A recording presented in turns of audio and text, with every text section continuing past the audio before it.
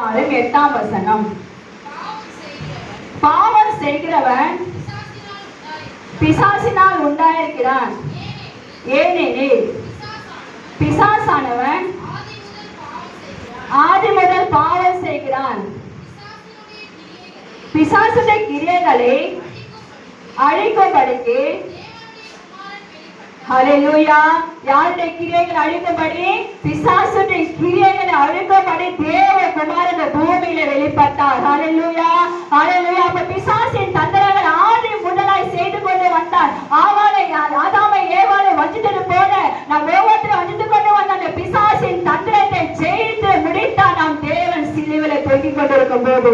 ஹல்லேலூயா, ஹல்லேலூயா. ஏசாயா 59:2 உங்கள் அக்கிரமங்களே உங்களுக்கு உங்க தேவனுக்கு நடுவாக பிரிவினை உண்டாக்குகிறது என்று சொல்லப்படுகிறது. நம்முடைய அக்கிரமங்களை நம்ம பாவங்களை பிசாசு தான் பண்ணுது. நமக்கு அதிகமான அக்கிரமங்களை பாவங்களை கொடுத்து நமக்கு தேவனுக்கு நடுவாக பிரிவினைகளை கொடுத்து கொண்டிருக்கிறது. அடுப்பட்ட பிசாசின் பிரிவினைகள் என்ன பண்ணு? சாத்தானை ஏசப்ப என்ன பண்ணாரு? ஜெயித்து முடித்தார். ஹல்லேலூயா.